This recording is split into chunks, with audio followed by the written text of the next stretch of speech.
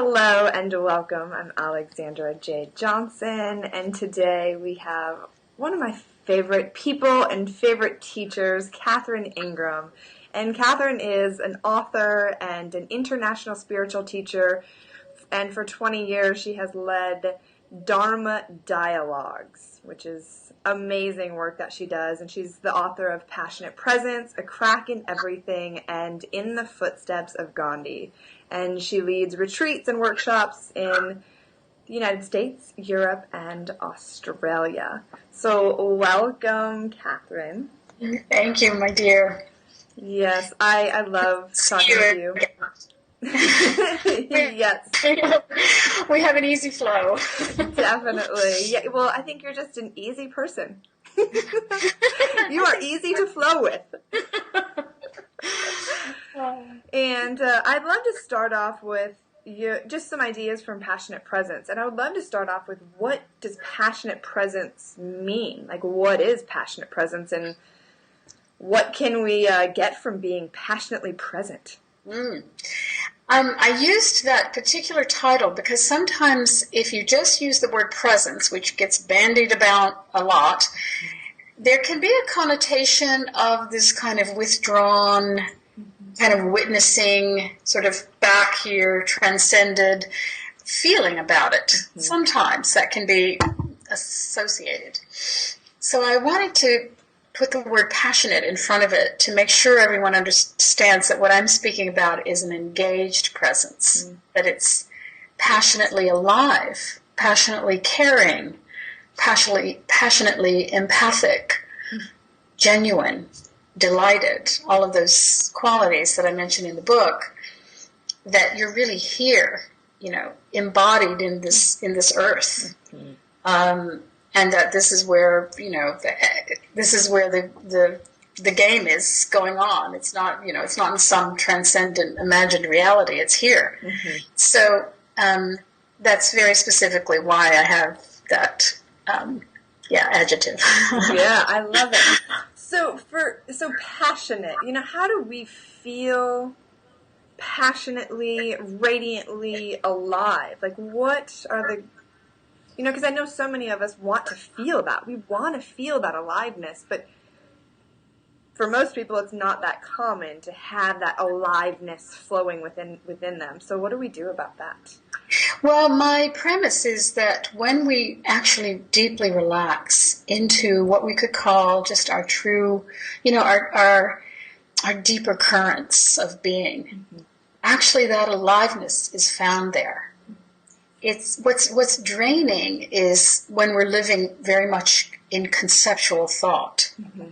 So many people are living really just conceptual lives. They're living in their heads, and it's just a kind of constant rumination of I don't like, what about me, what happened to me, what might happen to me. Those are the themes, and then of course everyone has their specific sub-themes. So when those become uninteresting and one's attention is kind of flowing along quietly, in a kind of inner calm, there is this aliveness. You feel much more charged up. You feel almost like your cells are being fed somehow. And I see this a lot in retreats. I see people come just absolutely beleaguered to retreat, and within a day or two of just hanging out in silence and in freshness of being, they start getting pretty juicy, and they start, they just look different. They look transformed, and they start to speak from a very different place than when they arrived. So it's a tried and true formula, and it's sometimes counterintuitive. One of my friends, Tony Schwartz, wrote a great, I think it's a cover article of the New York Times Magazine, but it's in the New York Times somewhere. You can Google it. It's called "Relax, You'll Be More Productive." And it's all, in his case, it's all about being more efficient in your work and in your creativity. But the point is that it's in the deep relaxation that a lot of energy gets freed up, you know, and it starts just roaring through your being. Totally. You know. Okay, so I love this, the relax, and I know I have that personal experience, because there's this feeling for so many of us, and I get into it too, that there's, I gotta get stuff done, you know, and you're thinking and you're planning and you're analyzing, and how do we navigate that? Because there is a place for that. Yes. But then it just seems like so many of us are just always in the future. We're always, like you said, conceptualizing everything. So how do we relax more?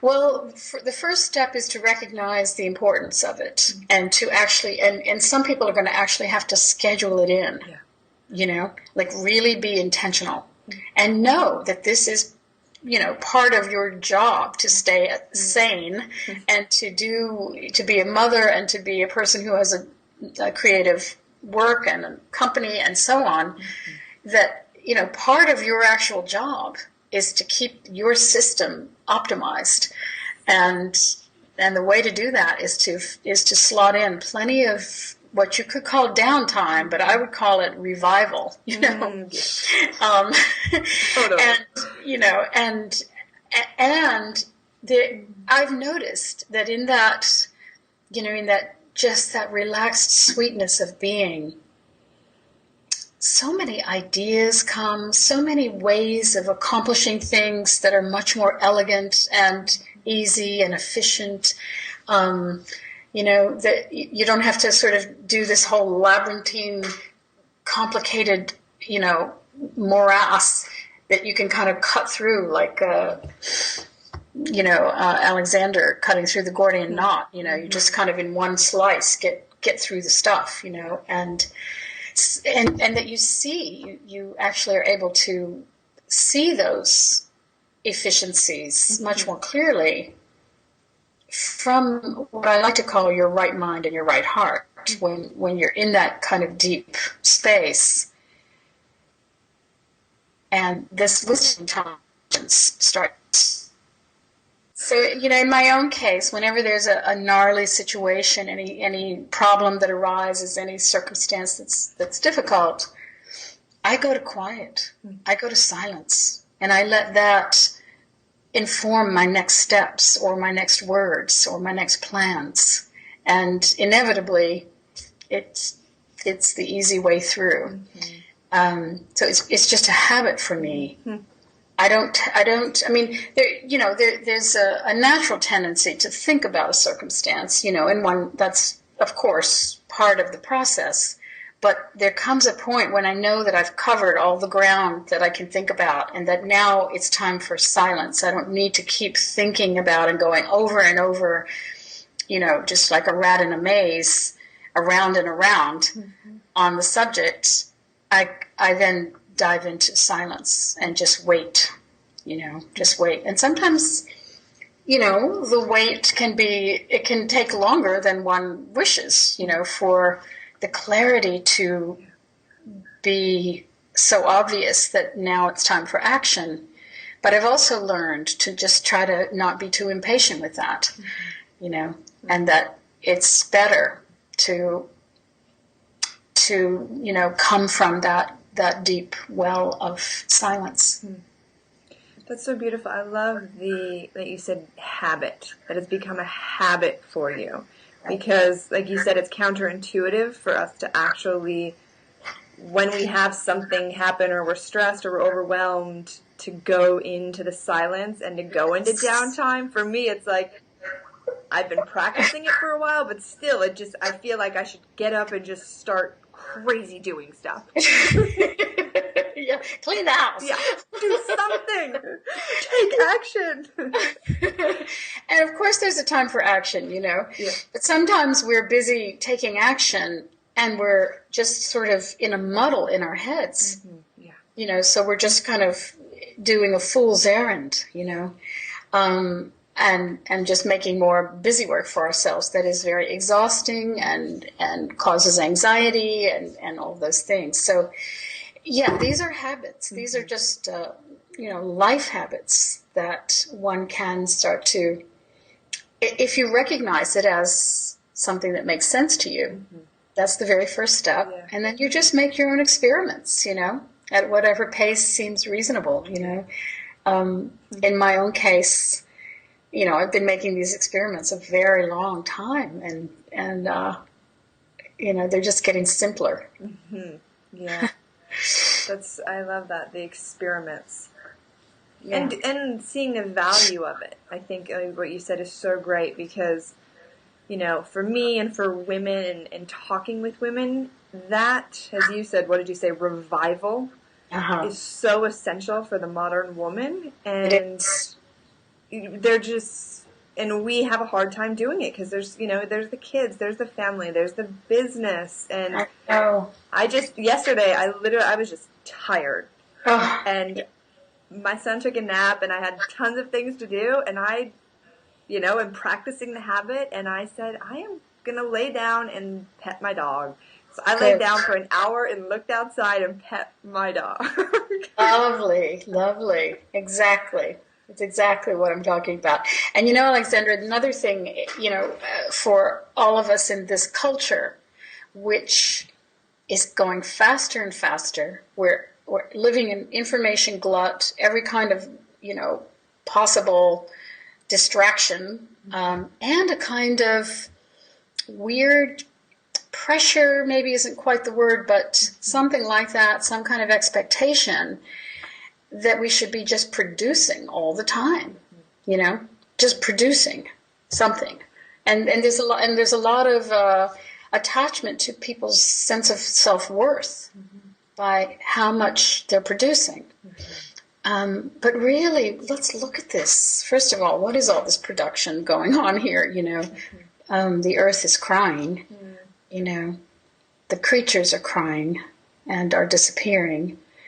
And we may be among those that start disappearing if we don't get this more together. And so all of this busy work and all of this usurping of resources and flying about and doing all these things, we have to really take a step back and say, are these the basis on which we, have our happiness? Or is it a lot more enjoyable to spend time with the baby and lay around and pet the dog, right? I mean, the old cliche, about when you might find yourself on your deathbed and look back on your life, I suspect, and it's been said a lot, that all that's going to have mattered is the love you've shared. So might as well understand that very deeply as you go, and give it its due, which is the highest value. It's the high value activity is sharing love. And a lot of times it gets relegated to the bottom rung on the list of priorities, and it's crazy. Yeah. Okay, so I totally agree. I love this on the love, and I think this is for mothers and for women just in general. Like you said, there is this feeling of producing. Like you got to get out there, and so many of us are in the workforce, and you got to do super mom.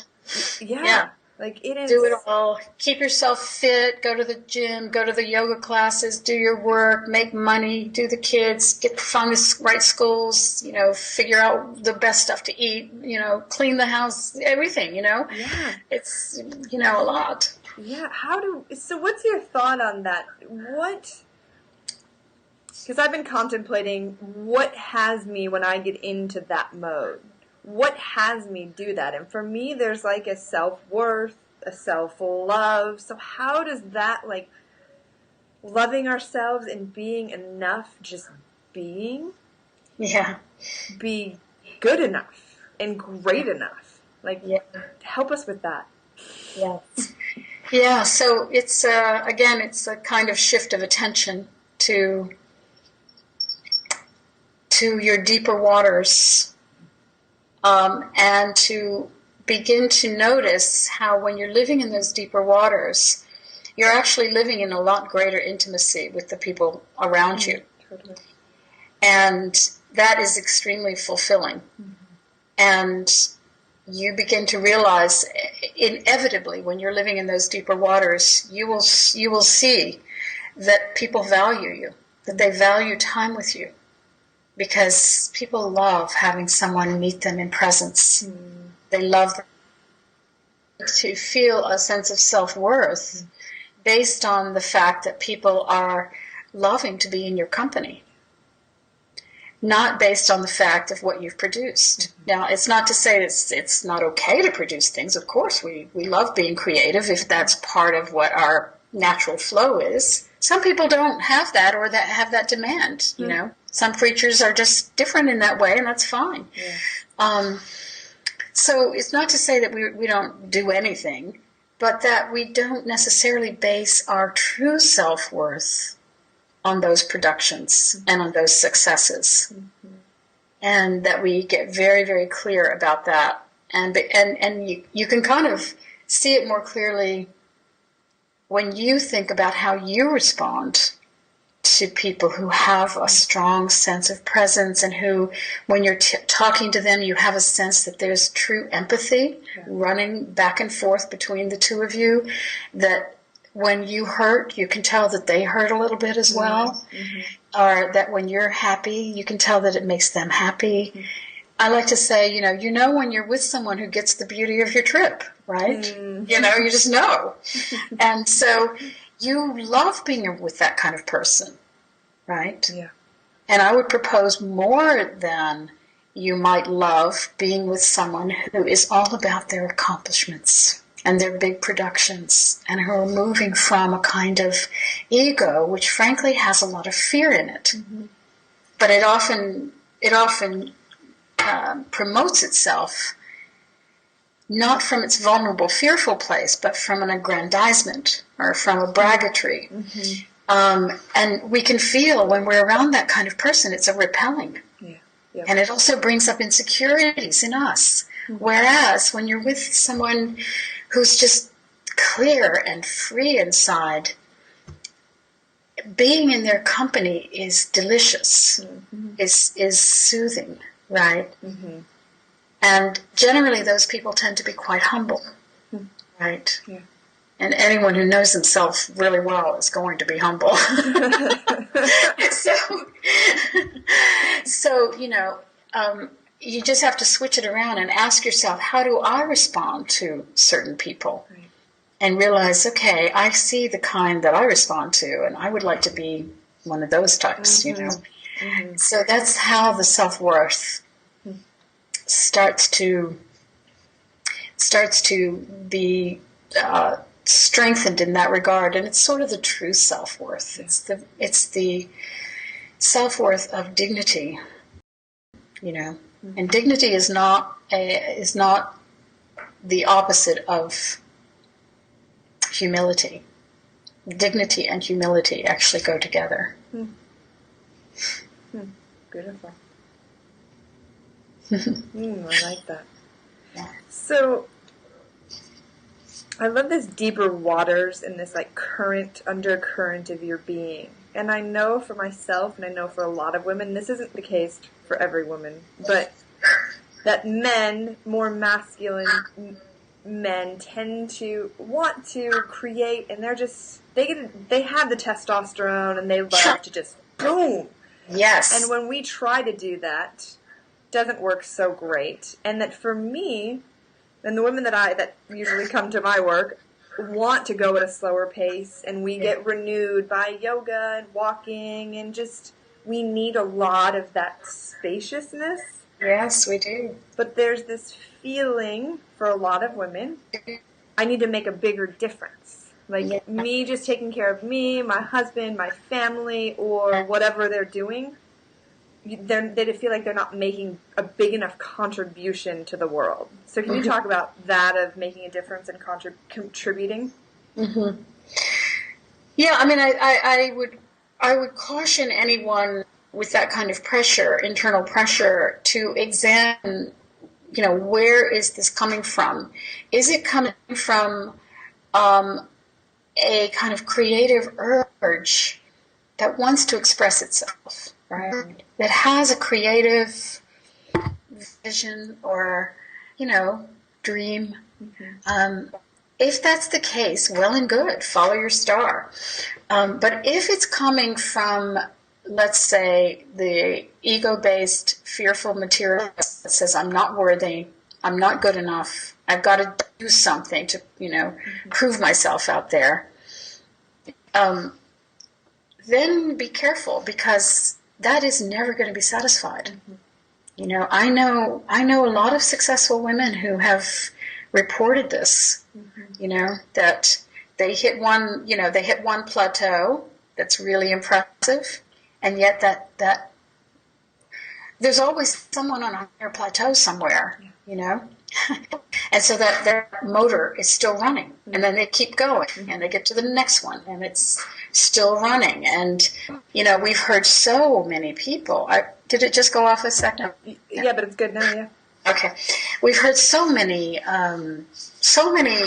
famous women, for instance, who've been wildly successful and who may then get an illness where they ratchet down everything and realize what was actually important along the way. They get very clear in a hurry. And like I said, I know so many women and people, men as well, who get to that point of asking that question: is this all there is? That do I really have to now go for a Gulfstream jet? I mean, it's like, how much does it take to prove yourself? And ultimately, what everyone really wants is to be loved. And there's a simpler route to get there.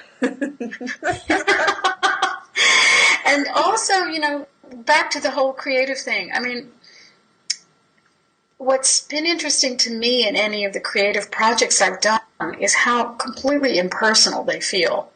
I often feel I'm just taking dictation, not from some, entity, but just, I just feel like something is sort of moving through me, and it's coming out, and I share it, and well and good, I like sharing it. But I don't wear it as some kind of badge of my value. Yeah. I love that. And it's just, what I'm hearing in that is that it's a natural flow. It's just coming through you, and you're letting it flow and letting it go. It's just a natural process. There's not I know I have that for myself too, the creativity. Like, some things just flow. I do videos, or I write something, and it's just like, yeah. I'm like, wow, that was easy and fun. Yeah, exactly. But then you probably don't sit around patting yourself on the back for it, It's like, that's what I mean. It's like it flows out. I interviewed Joan Baez. Do you know who she is? I don't. She's a very famous, a long time ago, very famous folk singer in the day. She was a lover of Bob Dylan, and in the years of his beginning, she was coming up as well, and she was for many, many years one of the great sort of civil rights freedom voices for my generation. I interviewed her back in the 80s, and she said that she had always experienced her voice as a gift, like it was a gift that she had received, and that was her relationship to it. It was just, she couldn't really take ownership of it, And I feel the same about whatever gifts that I've received. I don't really own them particularly. I feel lucky in some ways that I have these few gifts,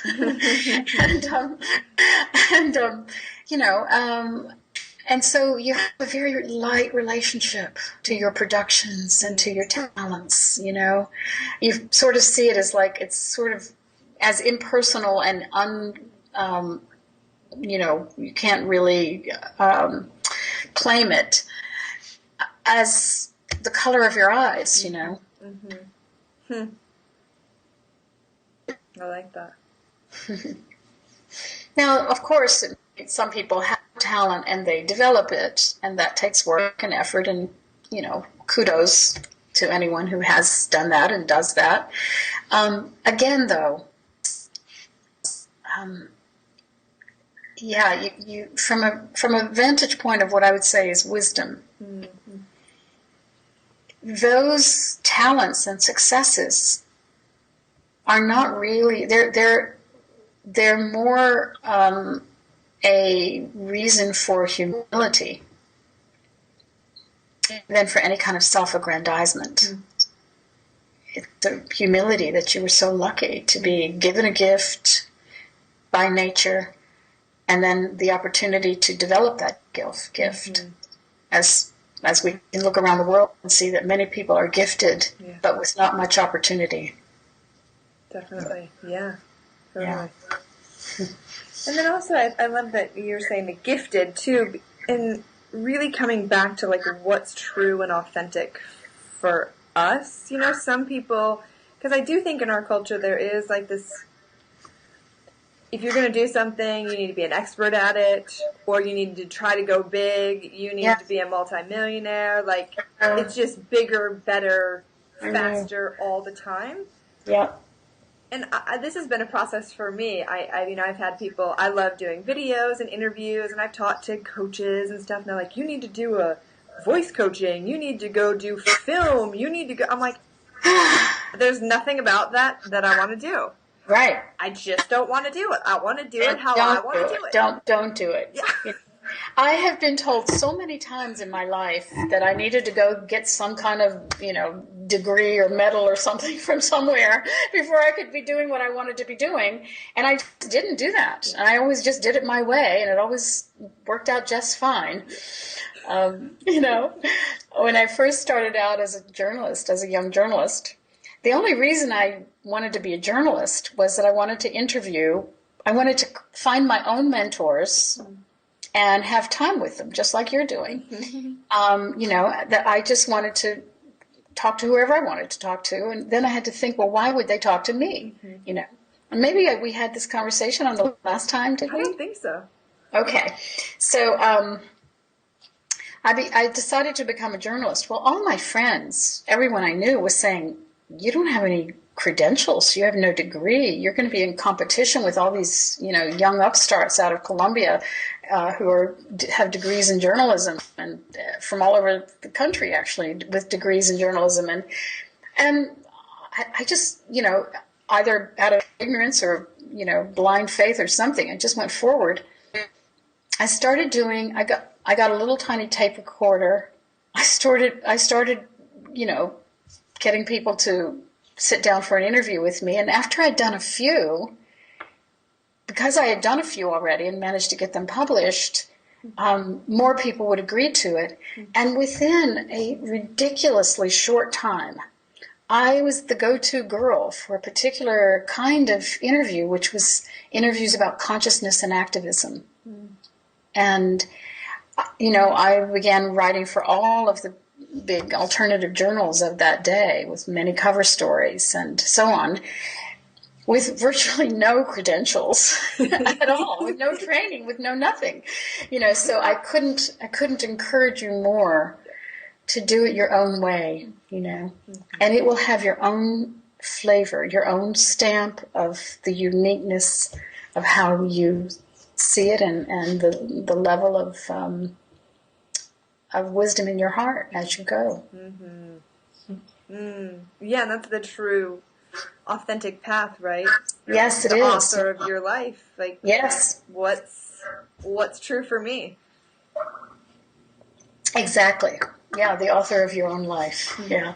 Yeah, and that takes courage. Maybe it didn't take courage for you. Maybe it just felt like it was. Talk to us a little bit about that, because I know that there's, following your dreams and doing it differently, or however you want to do it, just even following a dream can feel daunting, and you can have fear and insecurity and doubt. So how did you navigate that? Much of what I have experienced along the way that sometimes people have said looks like courage, from my internal place, there was no choice. Yeah. Totally. I just had to do it the way I had to do it. Otherwise, I would have been really abjectly miserable. Yes. And I would have felt, the reason I would have been miserable is that I would have felt out of alignment.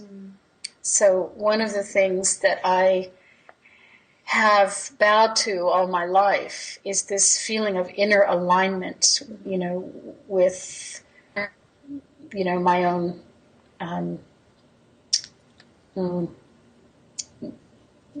what's the word I'm looking for? I want to say soul, but I don't mean anything esoteric by it.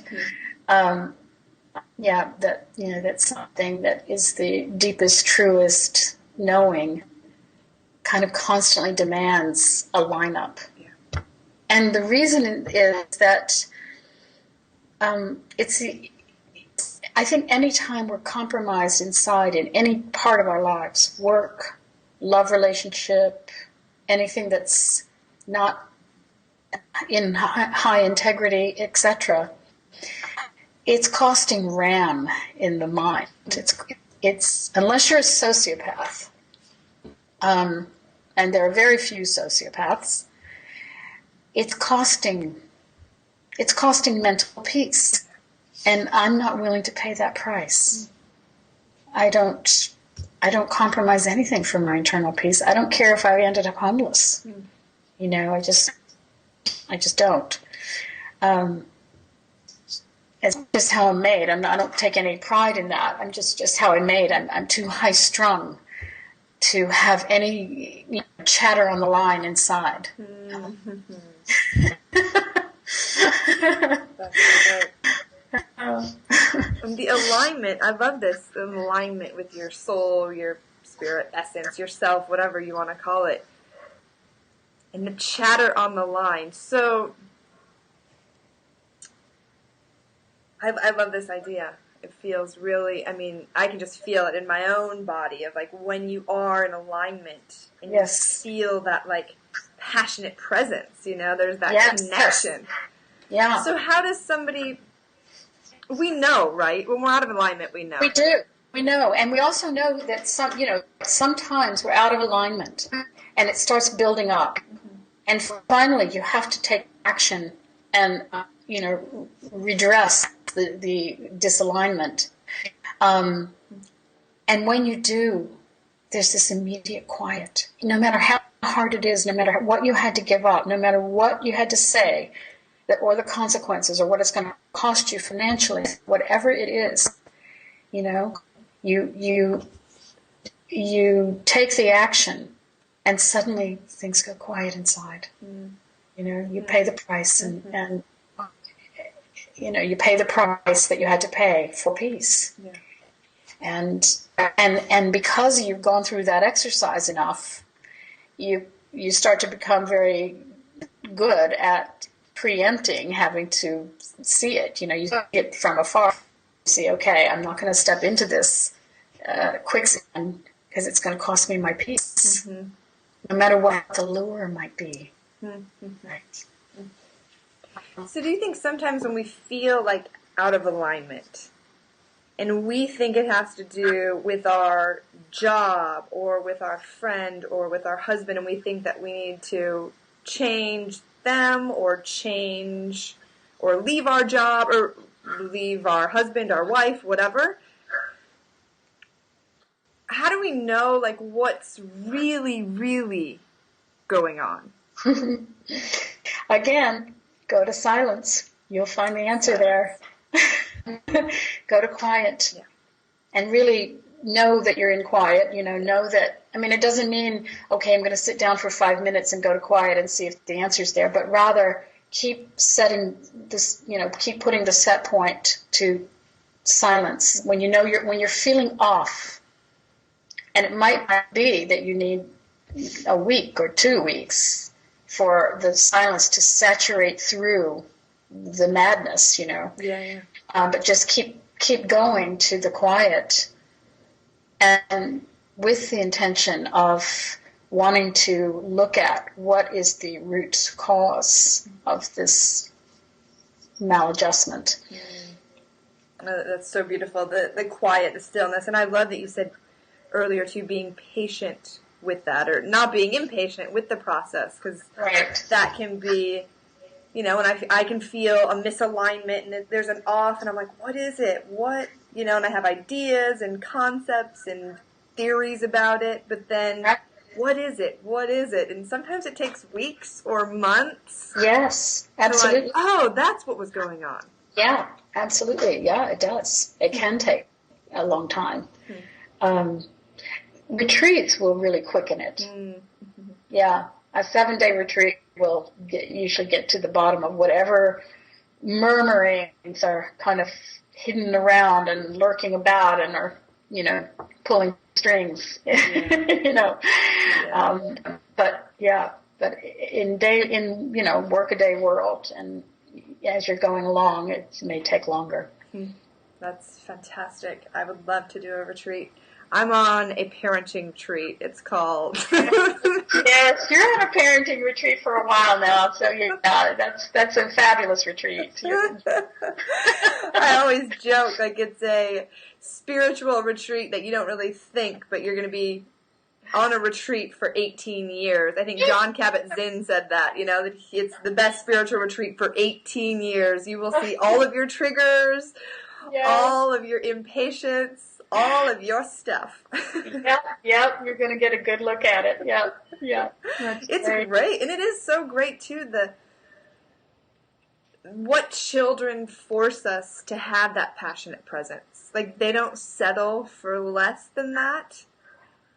And I am out of alignment, like, all the time throughout the day. Like, I feel impatient. I feel tired. I feel like it's just constantly the reminder back into alignment, breath, presence. Do you like movies? I do. Okay. Have you ever seen the movie called Evening? I have not.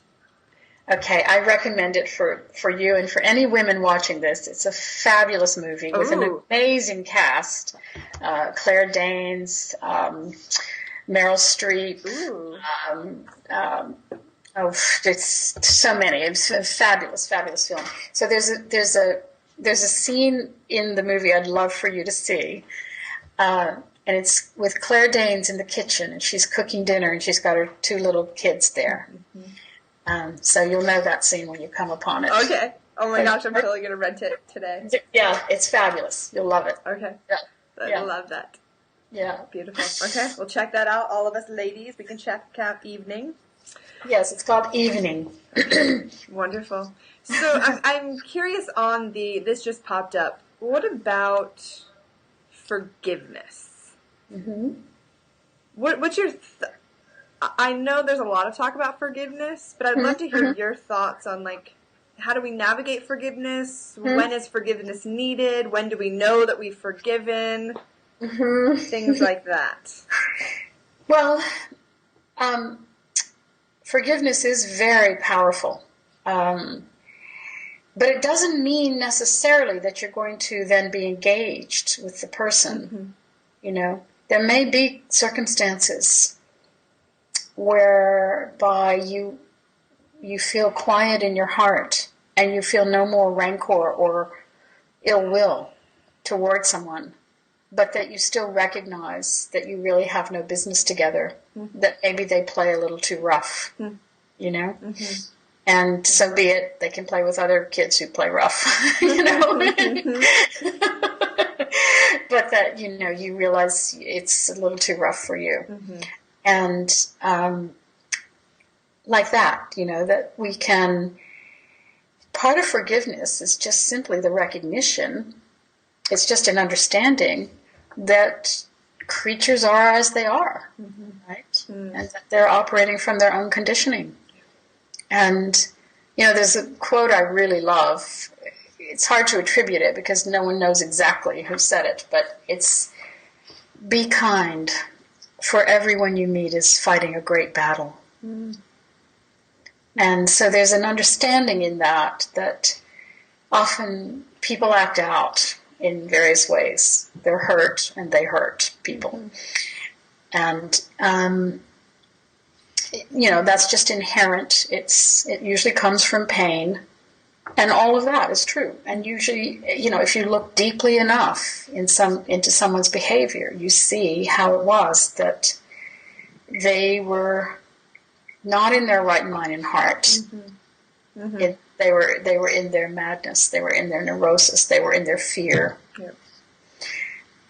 So it's really, forgiveness in a sense is nothing more than deep understanding of the what's so of human nature. Mm. But having said that, like I said, I'll reiterate, it doesn't mean you have to be engaged with them. You know, you can recognize something that is not for you, and fair enough that you avoid it. Yeah. And then you can do that from a place of right heart and right mind. Because I know for me, sometimes when I'm triggered and I'm really frustrated, I have, and I want to blame somebody, like, how can they do that? Yeah. And I know that I don't want to spend time with them. There's still sometimes a little fire, a little like, it doesn't totally feel pure. So how do we get to that pure right heart of, okay, I bless them, I wish them well, because sometimes I don't wish them well, to be honest, Catherine. And that may be too much to ask, actually. And that's fair enough. If you don't really wish them well, but at the very least, that you don't wish them ill. Yeah. I think that's good enough in many cases. That you see some people are going about just, they're like, a train wreck. They're just like a wrecking ball. That's the phrase I wanted. They're going around like a wrecking ball. Yeah. And it's hard to wish them well, because they're causing a lot of pain and destruction. And some people just need to be locked up also, Yeah. And our prisons are full of people who needed to be locked up, Some not. Some were really victimless crimes, but for the most part. One can feel compassion. One can have understanding. That might be enough. Be good enough. It is in my book. I don't demand of myself that with some people whose behavior is so reprehensible and has caused so much sorrow, I would find it hard to be, hoping they're having a merry life. Yeah. And then do you recommend, because you were talking about the habits, so do you recommend, because our minds, especially our victim stories and victim mentality, when we get a hold of something like that, we can spin and think about it and think about their wrong. Do you think it's beneficial to, like, okay, I'm going to stop that story, stop thinking about it, stop analyzing, just stop processing it? Or not? Do you know what I'm saying? Well, obviously you're not going to want to repress it. If usually when there's something like that, the initial sting of the situation, somebody does something and it's fresh, the wound is fresh. And then there's going to be a lot of thought, which you don't have to fight with. Let the thoughts come and be aware that they're part of a process that's now rolling through your system, and that your job in it is to keep letting the spaciousness, the sense of expanse around these feelings and thoughts be part of your experience, right? It's like you've just had a body blow, and now you've got a really painful part of your body. Let's say, somebody slammed into your arm, or you fell off a ladder, or whatever. You've got a throbbing part, and it's getting a lot of attention. But it's really wise to start to feel the space around you so that your entire attention isn't just collapsed into pain ongoingly. And the same with this kind of psychological pain. So it's understandable that the initial swelling of the sting, right? But after a point, it calms down, as swellings do. And then, it's possible that the thoughts are quieter, even though they come along, and it's agitating when you think about it, and you think, God, I can't believe he said that, and or did that, and but that you keep resetting to the expanse, resetting to the quiet. You might have to even be a little more proactive and do some reflections about kindness, or ask yourself, where is that coming from in him or her? You can start to interrupt the patterning a little bit when you're in a grumble about it. Yeah. And then there may come a point where it doesn't even hurt as it arises. It arises like an old wound from long ago that is now healed over, but that, it still may arise as a memory, or it just arises on its own, the incident or the feelings around that person. There are people that have been in my life in the past that I no longer have anything to do with. And, I am at a very quiet place in those cases, very quiet inside. But that I see that I don't want any communication with them. Yeah. And that brings up this idea for me, and I think for a lot of women, being comfortable, not pleasing everyone, and not wanting to be friends with everyone, and not wanting everybody to be in your inner circle, and just like letting go of that, wanting to be nice and accepted and loved by everyone, and accept and love everyone. So can you talk a little bit about how you've gotten to that space of feeling that stillness and that quietness and completeness with it? Yeah, and again, it touches to what we were saying before about that inner alignment, that you start living much more authentically, and you start to really trust that and see that is actually a gift to everyone around you. You will be very unlikely be harmful to others. Just because you're being authentic and you don't want to engage with someone, it's not that you're trying to cause them harm. You're not trying to punish them. You're just taking care of you. And a lot of times that message is very powerful to someone. You're actually giving them a gift. It may not get through, but sometimes it does. Your withdrawal from a circumstance, whether you speak the words or not, is a statement, is a message.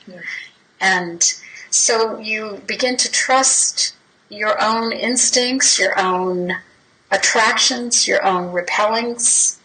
Start to really, just like an animal, just like, dogs when they meet each other. Some dogs really like each other, right?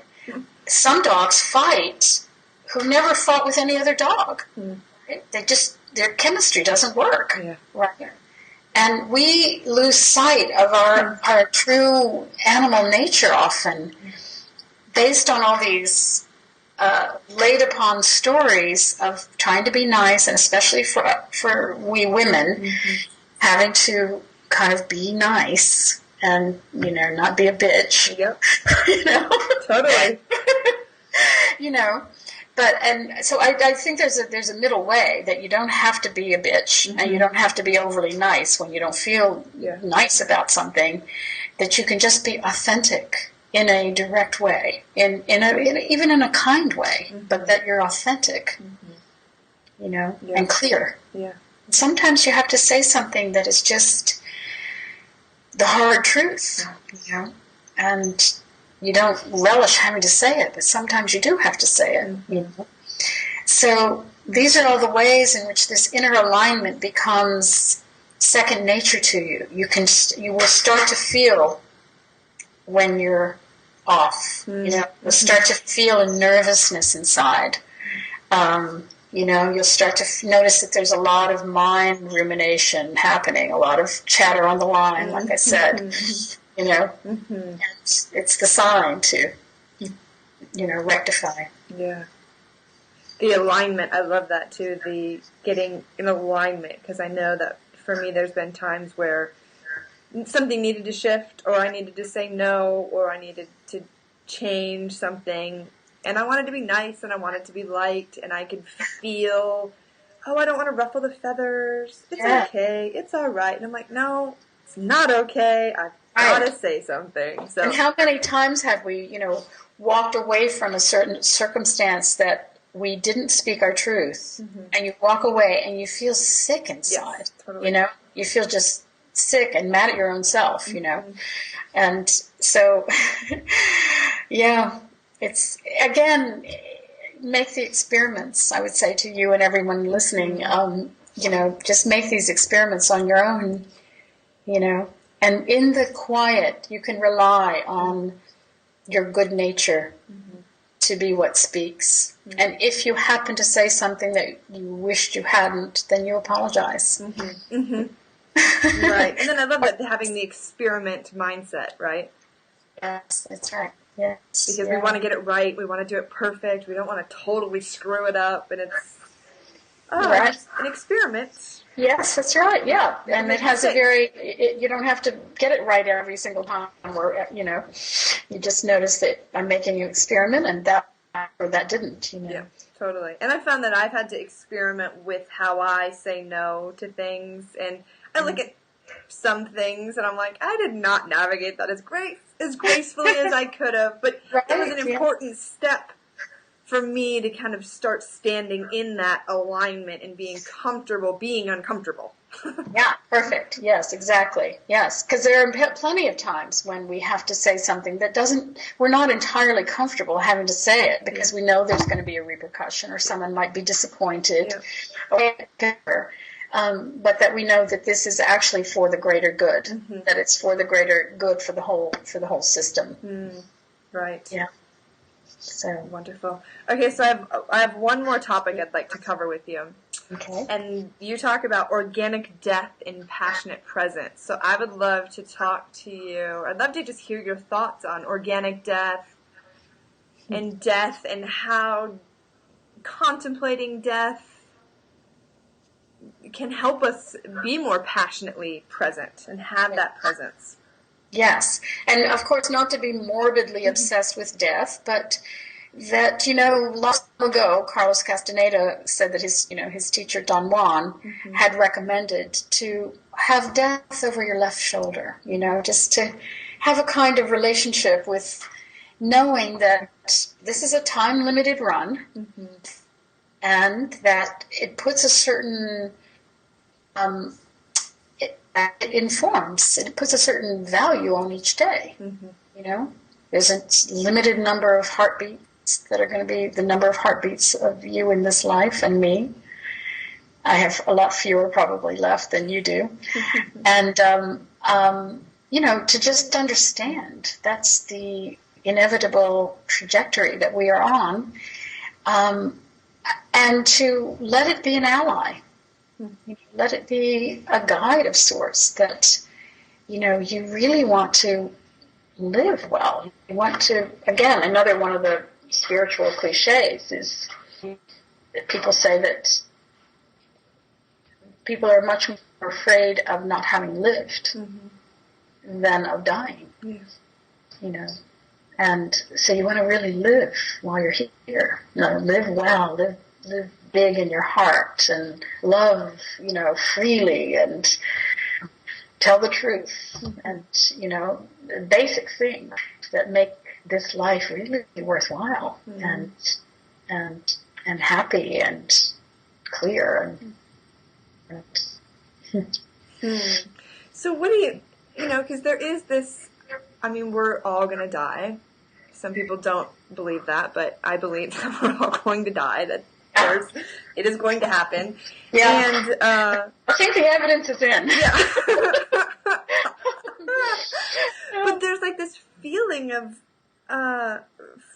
waiting. Like we're waiting for life to happen. We're waiting to get the job. We're waiting to have the kids. We're waiting to get married. Like there's a feeling, there's always a waiting. Like, what are we waiting for? Do you know Leonard Cohen's song "Waiting for the Miracle"? I don't know if I do. It's fabulous, fabulous. But I'll quote the primary chorus stanza. Baby, I've been waiting night and day. I didn't see the time, and I waited half my life away. There were lots of invitations, and I know you sent me some, but I was waiting for the miracle to come. Wait for the next miracle to come, right? Waiting for the miracle to come. But like you say, the next carrot out in the future. And we're somewhat biologically programmed for future fixation. Mm-hmm. There's a way in which we as human animals have a relationship to future that probably none of the other animals have.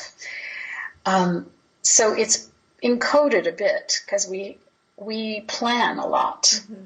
And it's one of our evolutionary advantages.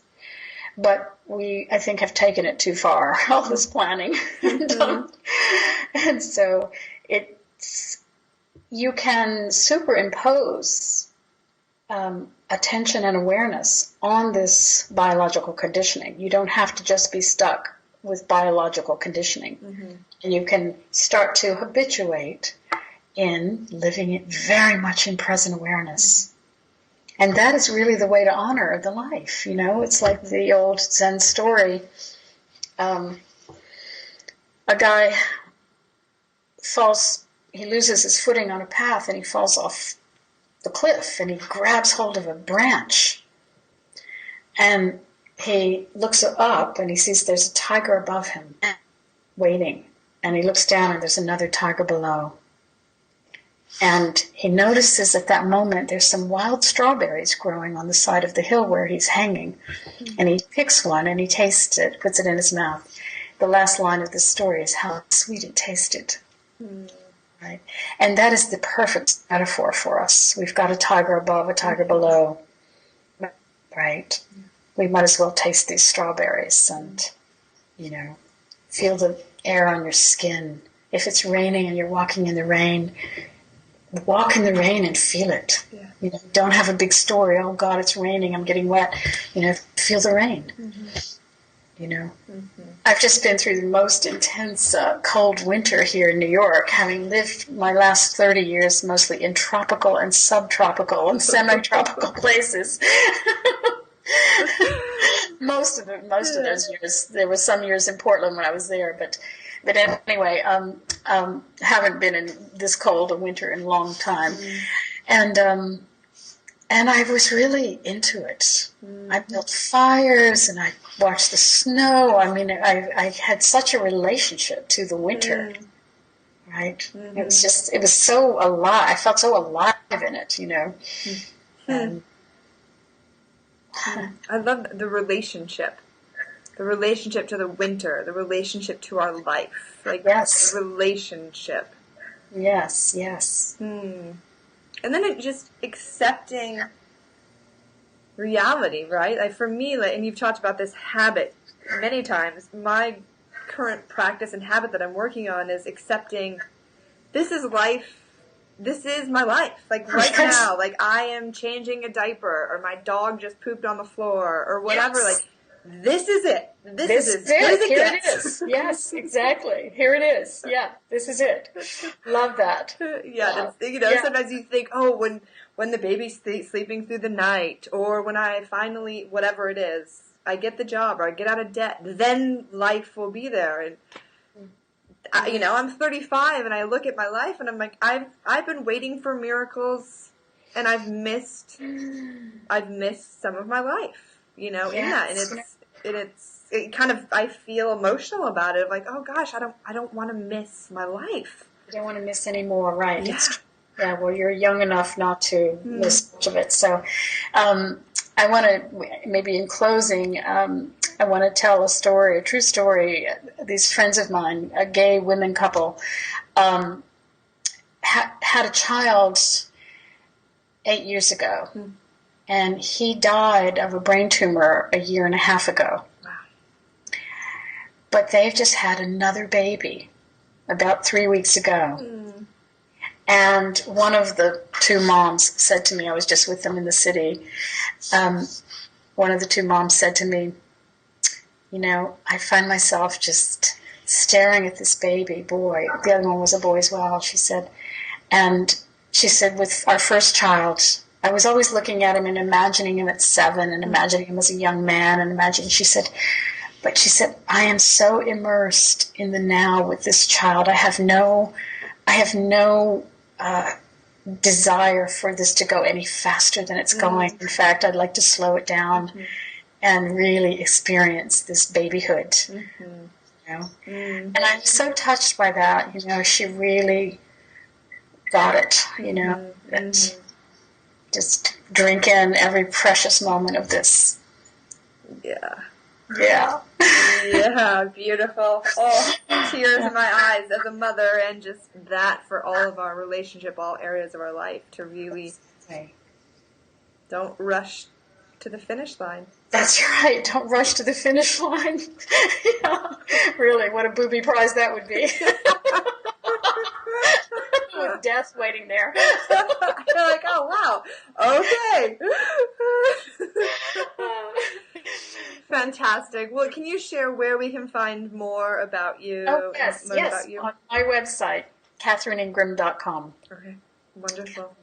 .com. Well, thank you so much. I know everybody watching this, listening to this, is just going to feel your heart and your stillness and deep, deep alignment. And I just feel renewed and refreshed just engaging with you. And I hope that, and I know that others will as well. So thank you. It's a total pleasure again speaking with you.